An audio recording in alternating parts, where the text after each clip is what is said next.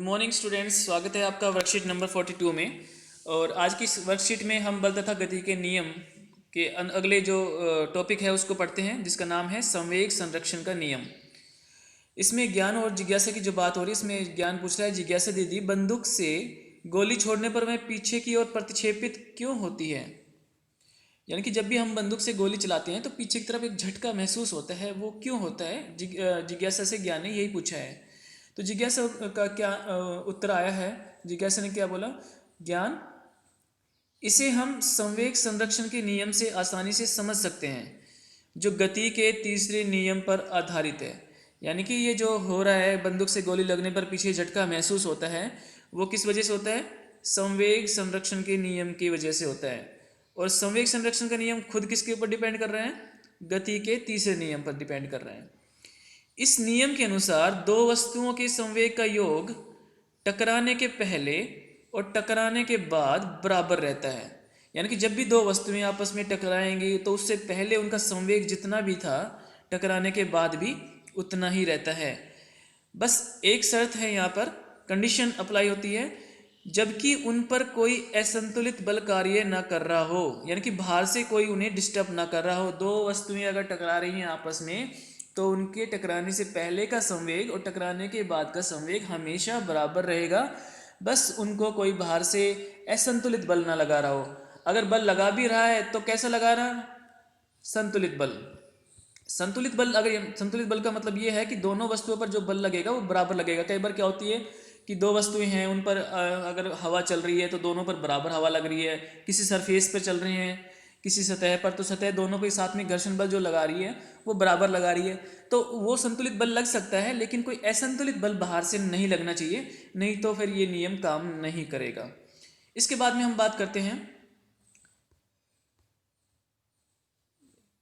या दो वस्तुओं का कुल संवेग टकराने की प्रक्रिया में अपरिवर्तनीय या संरक्षित रहता है। अगर आप संवेग संरक्षण के नियम को थोड़े सिंपल एक लाइन में बताना चाहते हैं तो हम ये भी बोल सकते हैं, दो वस्तुओं का कुल संवेग टकराने की प्रक्रिया में अपरिवर्तनीय या संरक्षित रहता है, कभी नहीं बदलता है। परिवर्तनीय का मतलब भी तो यही हो गया ना कि बदलता नहीं है, टकराने से पहले भी नहीं बदलता, टकराने के बाद भी नहीं बदलता। और संरक्षित रहता है, संरक्षित का मतलब जैसा था वैसा ही रहता है। तो ये हमारा संवेग संरक्षण का नियम हो गया, जिसकी वजह से बंदूक से जब गोली छोड़ी जाती है तो वह पीछे की ओर धकेलती है। इसके अनुसार गोली और बंदूक का संवेग गोली छोड़ने से पहले विराम अवस्था में शून्य था। देखिए, जब गोली को छोड़ा ही नहीं था तो गोली और बंदूक दोनों किस में थे, अपनी विराम अवस्था में थे। और विराम अवस्था में संवेग क्या था, शून्य। शून्य क्यों था भाई, क्योंकि हमें संवेग का जो सूत्र है वो पता है, m गुणा में v होता है। और जब v जीरो है तो इसका मतलब क्या है, m भी जीरो हो गया। तो दोनों की वैल्यू जब जीरो हो जाती है तो संवेग भी कितना हो गया, जीरो हो गया। तो वहाँ पर गोली चलने से पहले शून्य संवेग है। इसके बाद में अगर हमने गोली चला दी है तो क्या होगा, गोली छोड़ने पर बंदूक गोली पर बल लगाकर उसे त्वरित कर देती है। क्योंकि बंदूक ने किस पर बल लगाया, गोली पर बल लगाया, तो बल लगेगा तो गोली क्या हो जाएगी, त्वरित हो जाएगी, उसमें गति प्रदान हो जाएगी और गति बढ़ सकती है। उसी समय, ये ध्यान रखने वाली बात है बच्चों यहाँ से, उसी समय गोली भी बंदूक पर विपरीत दिशा में बल लगा उसे त्वरित कर देती है। ऐसा नहीं है कि सिर्फ बंदूक ने गोली को त्वरित किया, गोली ने भी बदले में बंदूक पर विपरीत दिशा में बल लगाया और उसे त्वरित कर दिया, जिसकी वजह से कुल संवेग शून्य ही रहता है। यानी कि गोली चलाने से पहले दोनों विराम अवस्था में थे, जो हमारा संवेग था वो क्या था, शून्य था। गोली चलने के बाद कुछ तो बल बंदूक ने गोली पर लगाया, तो गोली ने भी किस पर लगाया, गोली ने भी बंदूक पर लगाया। तो दोनों ने जो बल लगाया वो आपस में बराबर लगाया और विपरीत दिशा में लगाया, विपरीत दिशा में लगाया और समान बल लगाया। इसीलिए कुल संवेग अभी भी क्या है, शून्य ही है, मतलब कि संरक्षित है। तो ये संवेग संरक्षण का एक आसान सा नियम आपको समझ में आ गया होगा, जो कि किसके ऊपर डिपेंड करता है, गति के तीसरे नियम पर, क्रिया प्रतिक्रिया के नियम पर, जिसके अंदर कहा गया है कि हर क्रिया के लिए एक समान और विपरीत प्रतिक्रिया जरूर होती है। तो बच्चों, ये आपके संवेग संरक्षण का नियम था। इसके बाद में हम बात करते हैं संवेग संरक्षण के लिए नियम के लिए समीकरण। यहाँ से कई बार क्वेश्चन आते हैं, अगर इसमें से भी नहीं आता है कई इसको समझाने के लिए, एक्सप्लेन करने के लिए नहीं बोला जाता है आपसे, तो इसके ऊपर न्यूमेरिकल्स आते हैं, सवाल आते हैं, तो इसको ध्यान से देखना है। इतना बड़ा दिखाई दे रहा है आपको, लेकिन ये बहुत ही आसान भी है, समझने की कोशिश कीजिए। देखिए, हमने दो बॉल मानी है, माना कि दो गेंद ए और बी जिनका द्रव्यमान एम ए है और एम बी है। देखिए, द्रव्यमान को हम किससे डिनोट करते हैं? एम से। तो गेंद ए के लिए हमने एम ए मान लिया, ताकि पता रहे कि ये जो मास है, ये जो द्रव्यमान है, ये किसका है? गेंद ए का है। और बी के लिए क्या मान लेंगे? In the same manner M B. ये हो गया द्रव्यमान गेंद बी का। इसके बाद में हम बात करते हैं आगे कि हमने दो गेंद मानी ए और बी जिनका द्रव्यमान एम ए एम बी है। एक सरल रेखीय दिशा में वेग क्रमशः यू ए यू बी से गति कर रही हैं, यानी कि एक सीधी रेखा में गति कर रही है। एक बॉल ए है और एक बॉल बी है। ए का जो द्रव्यमान है वो एम ए और बी का द्रव्यमान है एम बी। दोनों सीधी रेखा में एक ही दिशा में गति कर रही हैं सामने। अब हमें इनको टकराना है। टकराने की यहाँ पर एक कंडीशन ये रखनी है कि जो गेंद आगे चल रही है उसको थोड़ा धीरे चलना है और जो पीछे चल रही है उसको थोड़ा सा तेज चलना है। भाई तभी तो टकराएंगे ना। अगर दोनों समान गति से चल रही हैं तो भी साथ साथ चलती रहेंगी, कभी टकराएंगी नहीं। और अगर आगे वाली तेज चल रही हैं, पीछे वाली धीमे चल रही है, तो भी नहीं टकराएगी। तो ये जरूरी है कि आगे वाली धीरे चले और पीछे वाली तेज चल रही है। तो ये हमें मानकर ही चलना है, तभी तो इनके बीच में टक्कर होगी, और टक्कर होगी तभी तो हमें संवेग संरक्षण का नियम समझ में आएगा। तो देखते हैं क्या होता है। गति कर रही है, जो इनका प्रारंभिक वेग है इसलिए हमने u से दर्शाया है। यू ए प्रारंभिक वेग गेंद ए का, यू बी प्रारंभिक वेग गेंद बी का। और उन पर कोई अन्य असंतुलित बल कार्य नहीं कर रहा है, यानी कि बाहर से कोई भी उनको डिस्टर्ब नहीं कर रहा है।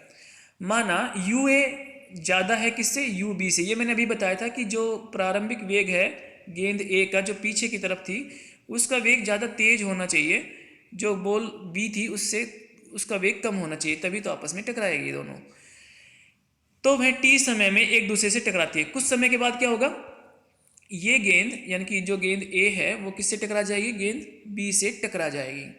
और जो टकराने का समय लगा उसको हमने किससे मान लिया है? टी से मान लिया। तो वह समय टी में एक दूसरे से टकराती है, जिसमें गेंद ए बी पर एफ ए बी बल लगाती है।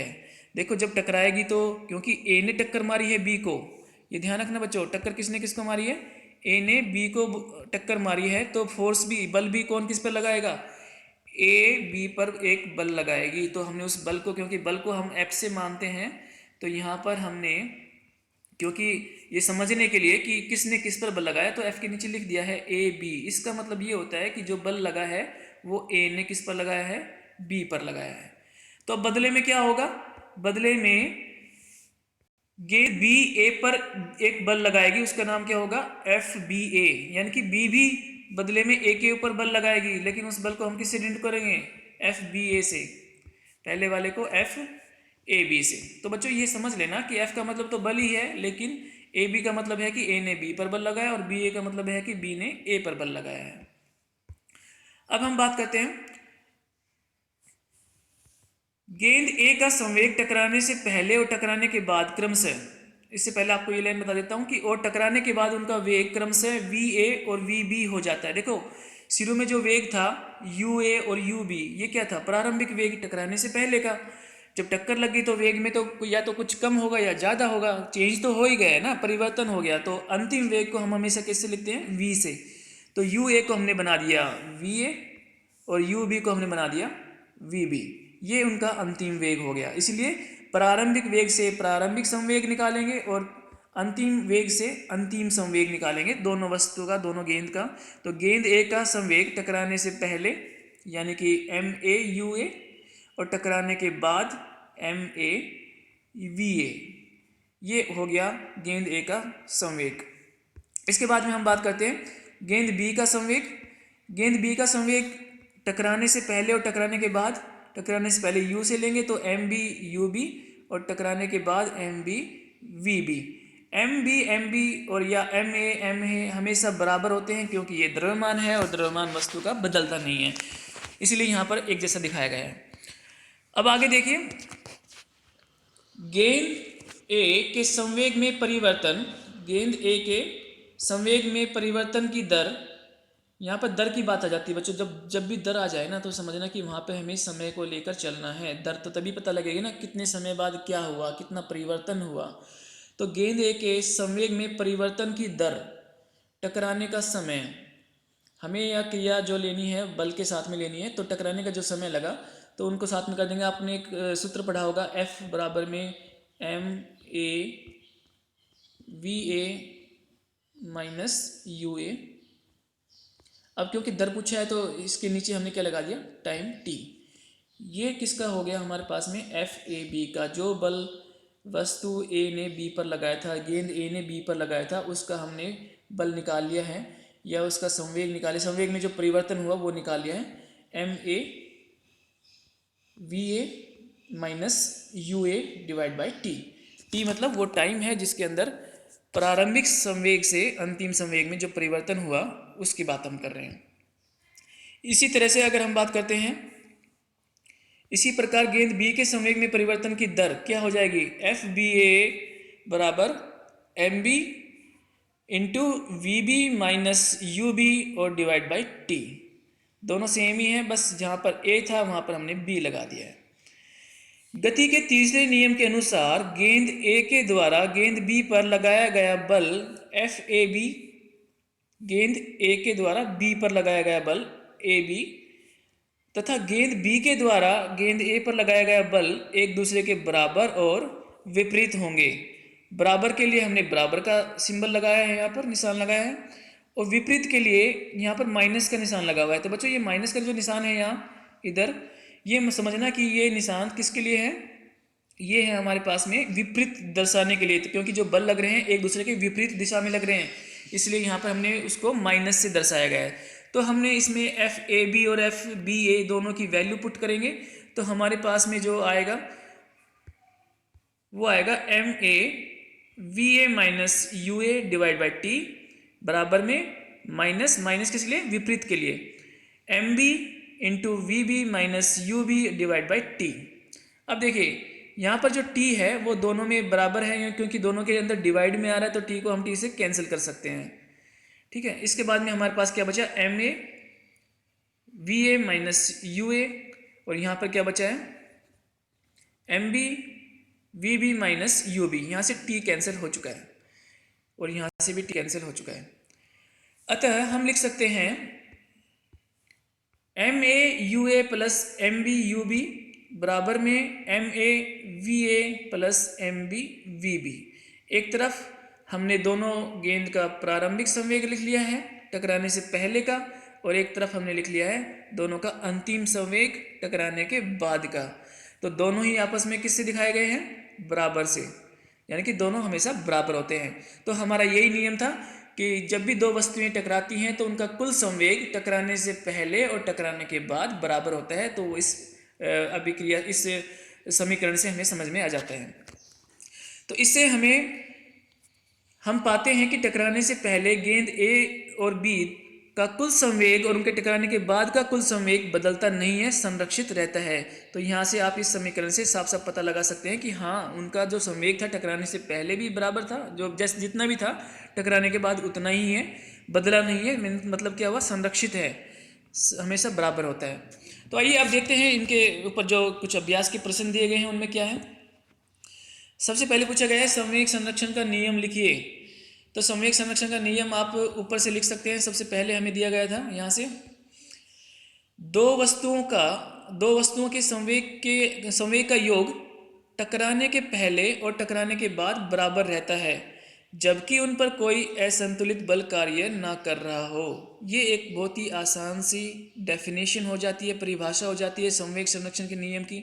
अगर आप एक लाइन में लिखना चाहते हो तो यहाँ से स्टार्ट कीजिए, दो वस्तुओं का कुल संवेग टकराने की प्रक्रिया में अपरिवर्तनीय या संरक्षित रहता है, ये भी लिख सकते हैं। तो आप दोनों में से कोई भी परिभाषा लिखिए, दोनों ही सही हैं। इसके बाद में सेकंड क्वेश्चन है, हवा से भरे गुब्बारे की हवा निकलने पर वह तेजी से इधर उधर क्यों भागता है। इधर उधर पे भी ध्यान देना है और भागता क्यों है इस पर भी ध्यान देना है, क्योंकि गुब्बारा है।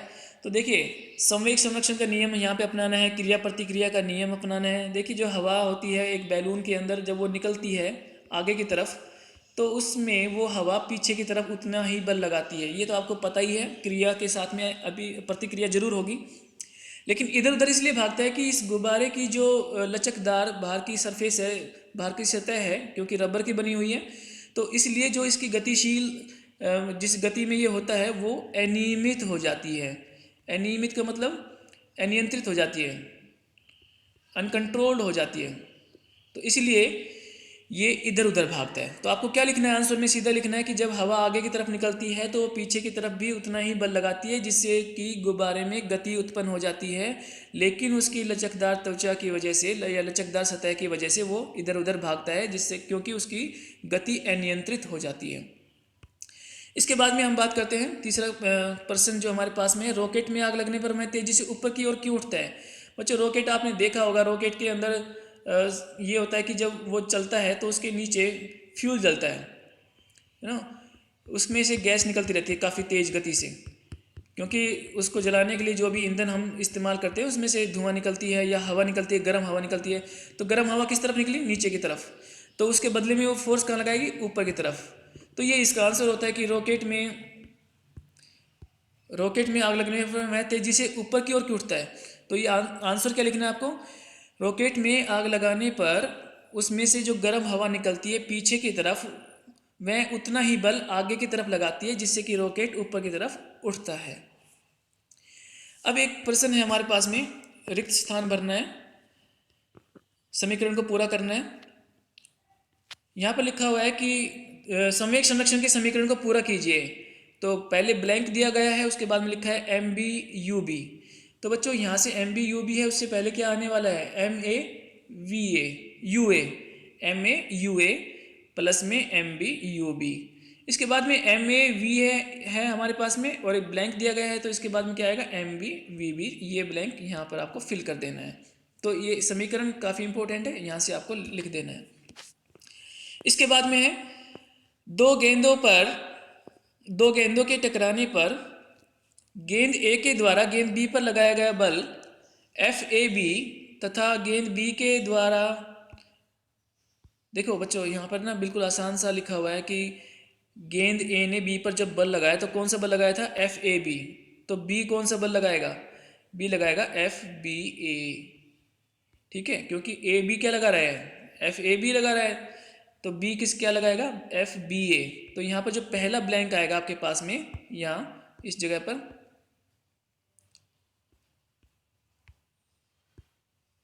यहाँ आपको भरना है एफ बी ए।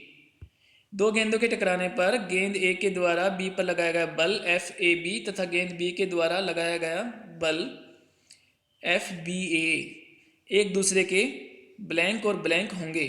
क्या होंगे भाई? एक दूसरे के समान होंगे, क्योंकि बल हमेशा समान लगेगा, लेकिन एक दूसरे के बराबर यहाँ पे लिखा हुआ ना, बराबर और विपरीत होंगे। तो यहाँ से आपको लिख लेना है समान होंगे और विपरीत होंगे। बराबर भी लिख सकते हो समान की जगह पे, और विपरीत तो लिखना ही लिखना है। तो समान और विपरीत होंगे। तो पहले वाले ब्लैंक में आपको एफ बी ए, दूसरे वाले में समान और तीसरे वाले में विपरीत लिखना है। तो इस तरह से आपकी ये वर्कशीट भी कंप्लीट हो जाती है बच्चों। आसान है लेकिन काफ़ी इंपॉर्टेंट है, इसको छोड़ना मत। बहुत ही ध्यान से इसका रिवीजन भी करना है आपको, और इसकी प्रैक्टिस भी करनी है, इसके ऊपर जो न्यूमेरिकल्स आते हैं। धन्यवाद बच्चों।